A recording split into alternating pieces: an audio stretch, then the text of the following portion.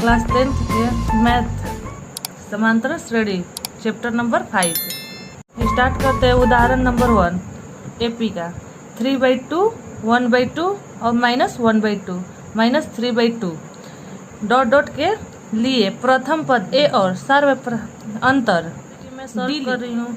Exam में इसी type का लिखना है सॉल्व। प्रथम पद, जो प्रथम पद होता है ये मेरा हम लोग का फर्स्ट होता है 3/2। सार्व अंतर A2 - A1 होता है। जैसे मतलब सेकंड वाले को फर्स्ट से घटाने पर जो भी आता है उसे हम सार्व अंतर कहते हैं। तो जैसे यहाँ पर सार्व अंतर को D से सूचित किया जाता है इक्वल टू A2 - A1।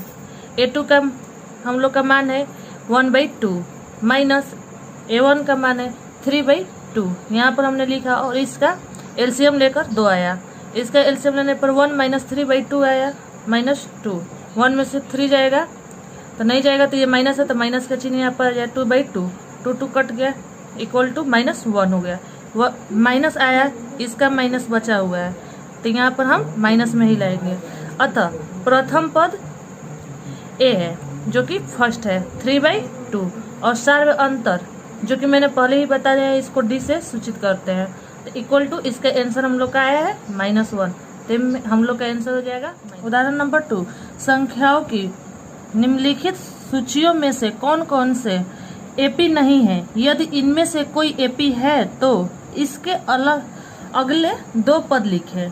बच्चों जैसे कि आप लोगों ने सभी लोग क्वेश्चन को पढ़ लिया, इसमें दिया हुआ है कि एपी नहीं है। इनमें से सूचियों में से कौन कौन से एपी नहीं है, इसको तो हमको ध्यान देना है कि एपी नहीं है। यदि इनमें से एपी है तो उसके अगले 2 पद ज्ञात करें। मतलब 2 पद को हम लोगों को ये ज्ञात सॉल्व लिख चुके 4, 10, 16, 22 डॉट डॉट दिया हुआ है। इसका सार्व अंतर निकालते हैं। जैसे कि मैंने बताया इसको डी से सूचित किया जाता है। इसका फॉर्मूला A2 - A1 है। A2 जो होता है तो हम लोग का सेकंड वाला A2 हो गया और फर्स्ट A1 हो गया। इसको घटाया तो यहाँ पर 6 आया। ये हम लोग का इक्वेशन फर्स्ट हो गया। उसके बाद में यहाँ पर और 2 दिया हो तो इसको भी हम लोग को निकालना है। तो सर्व अंतर करके डी यानी डी मैंने शॉर्टकट में लिख दिया, आप लोग समझ जाइएगा। डी A3 - A2 अब इसमें से घटेगा, इसमें से जो है ये वाला घटना चाहिए। तो A3 16 है माइनस A2 10 है, दोनों में से घटा तो इसका 6 आ गया। दोनों आप जैसे देखें कि दोनों सेम है तो थर्ड वाला निकालते हैं। थर्ड वाला D बराबर A4 - A3। A4 जो है 22 है माइनस A3 जो है लोग का 16 है। दोनों को घटाने के बाद 6 आया। इसका भी D इक्वल टू 6। हम लोग देखते हैं कि इक्वेशन फर्स्ट में भी 6 आया है, इक्वेशन 2 में भी 6 आया और इक्वेशन 3 में भी हम लोग का 6 आया। इसका मतलब अतः यह एपी है। तो ये एपी है, ये तो हम लोग को पता चल गया। पर क्वेश्चन में एक बार फिर से हम लोग ध्यान देते हैं कि ये क्या बोला है। यदि इनमें से कोई एपी है तो उसके अगले 2 पद लिखे। यानी ये हम इसका अब एक अगले 2 पद हम लोग का ज्ञात करना है। क्यों माइनस होता है? क्योंकि इस जो ये बड़ा है इसका माइनस का चिन्ह, इसका 2 पद हम लोग को ज्ञात करना है। तो इसमें हम लोग का लास्ट 22 है तो 22 का अगला पद ज्ञात करना है। तो 22 में हम लोग का 6 आया है तो 6 ऐड कर देंगे तो इसके बाद हम लोग का 28 आ जाएगा। और इसके अगले पद और ज्ञात करना है तो यहाँ पर 28 रख दिए और फिर से रख दिए 6 तो इसका आ गया 34। तो हम जैसे कि यहाँ पर लिख सकते हैं यहाँ पर 28 आ जाएगा और यहाँ पर 34 हो जाएगा। इसके अगले पद दो ये होंगे। तो हम लोगों ने पहला तो सॉल्व कर दिया, अब दूसरे की ओर बढ़ते हैं। हम लोग का सेकंड क्वेश्चन 1, -1, -3, -5 डॉट डॉट दिया हुआ है। इसका हम लोग सार्व अंतर निकाल लेते हैं। A2 - A1। A2 हो गया हम लोग का -1 और यहाँ पर माइनस दिया हुआ, इसमें कंफ्यूज नहीं होना है, ये पहले से दिया हुआ है। तो यहाँ पर -1 और A1 का मान हो गया केवल 1 है तो 1 रख दिए तो माइनस माइनस प्लस हो जाता है। तो यहाँ पर ऐड हो जाएगा पर माइनस का ही चिन्ह रहेगा, माइनस हो जाएगा। इन दोनों का अंतर निकालने के बाद हम लोग का 2 आया है। अब अगले का हम लोग निकालते हैं और इसका सेकेंड और थर्ड का। तो D equal to A3 - A2। A3 हम लोग का हो गया -3 और माइनस तो ये फॉर्मूला में ही है और A2 का मान हो गया -1, तो यहाँ पर -1 रख दिए, ब्रैकेट कर दिए हैं, समझ में आ जाएगा। -3 और माइनस माइनस प्लस 1 हो गया, तो -3 में से 1 जाएगा तो -2 हो जाएगा। यहाँ पर तुम लोग को समझ में आया ये माइनस कहाँ से आया, तो ये जो है हम इससे बड़ा है और इसके चिन्ह आगे क्या है, माइनस है, तो यहाँ पर माइनस लग जाएगा। जैसे कि हम लोगों ने इसको निकाला और इसको निकाला, तो अब क्या निकालना है, ये दोनों का निकालना है। तो यहाँ पर D = A4 क्या है, हो जाएगा -5 और माइनस है, और A3 हो जाएगा -3, तो यहाँ पर आ गया -5 और माइनस माइनस प्लस, तो यहाँ पर हो गया 3।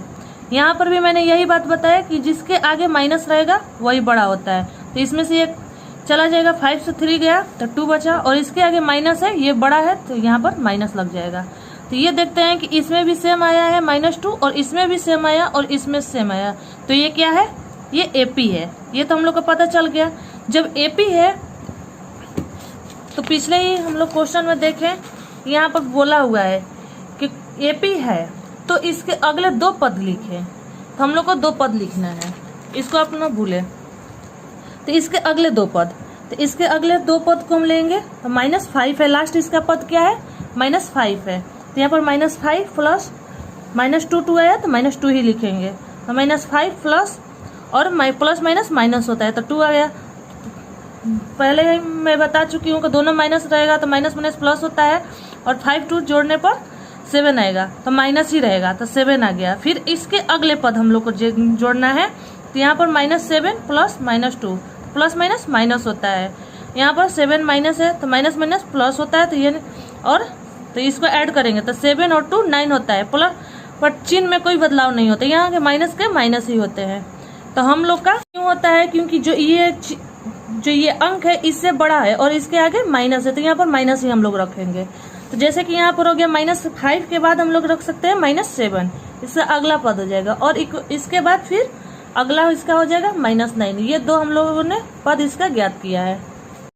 हम लोगों ने दोनों क्वेश्चन को सॉल्व किया, ये दोनों AP ही आया। अब अगले देखते हैं थर्ड क्वेश्चन। इसका थर्ड पॉइंट क्या है, -2, -2, -2 और डॉट डॉट दिया हुआ है, तो इसका हम लोग सर्व अंतर निकालेंगे। सर्व अंतर D = -2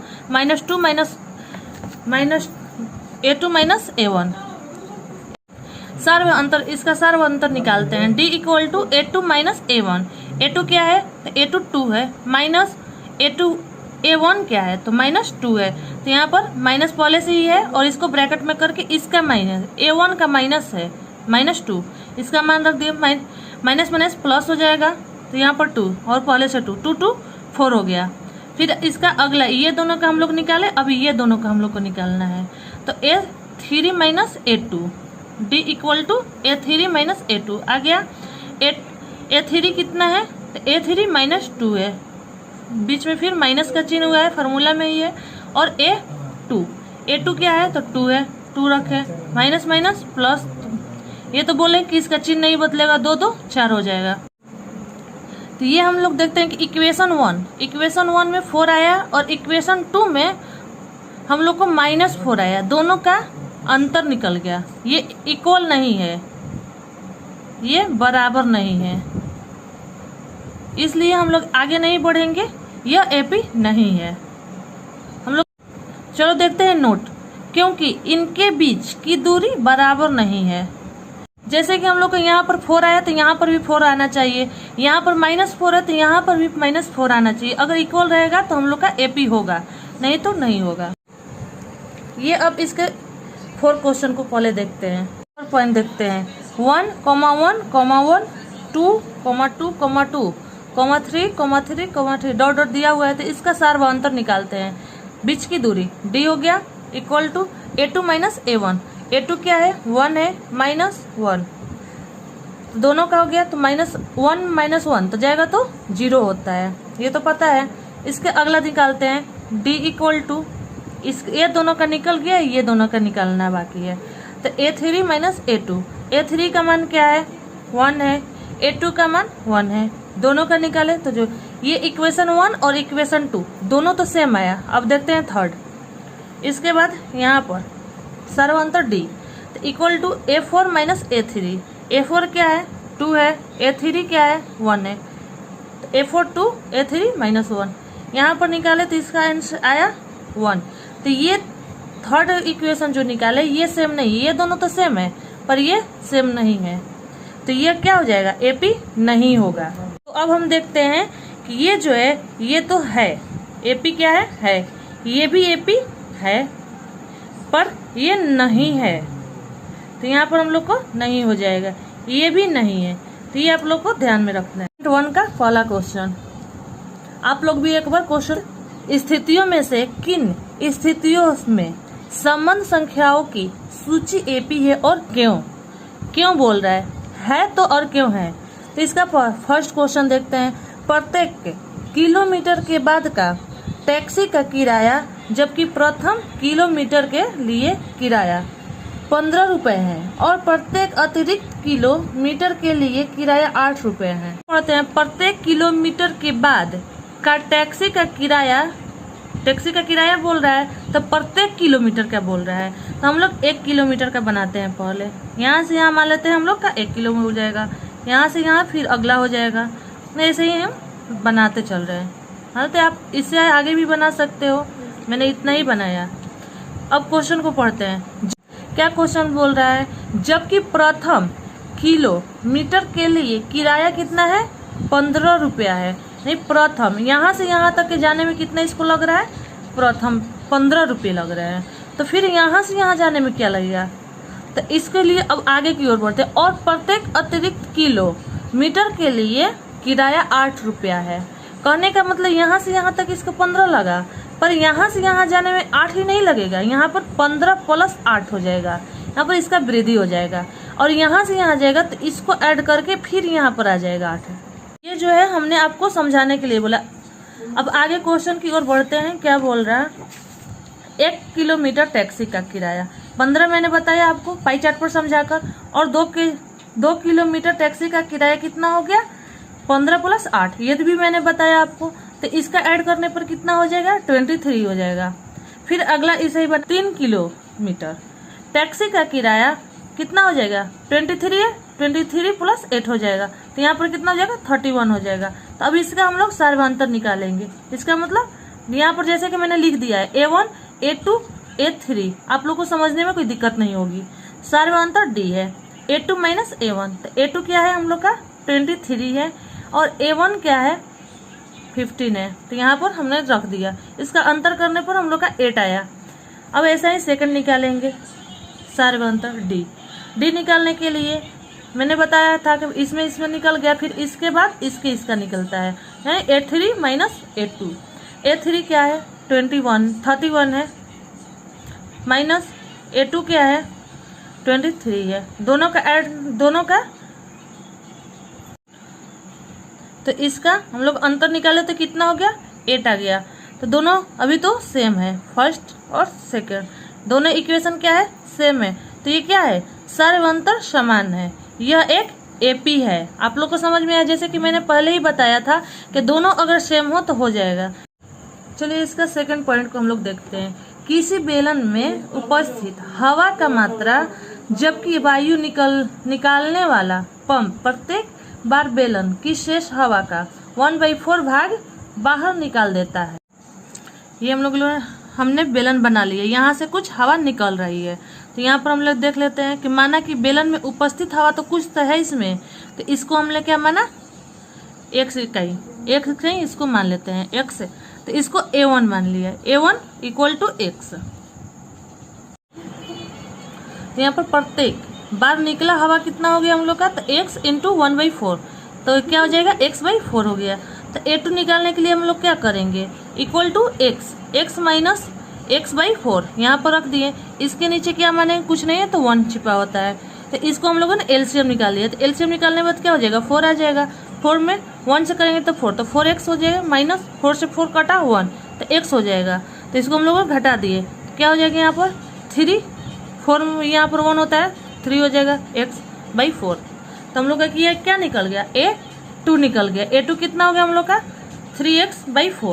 पुनः निकला हवा, तो इतना तो हम लोग का पलक है बचा हुआ है, कितना बचा है 3x/4, तो इतना हो गया हम लोग का इनटू, अब कितना निकला 1/4, ये दोबारा में निकल रहा है, तो इसका हम लोग इसको भी कटा देंगे तो क्या हो जाएगा 3x ही हो जाएगा और 4 4 16 होता है, 4 4 जा 16 तो 3x/6।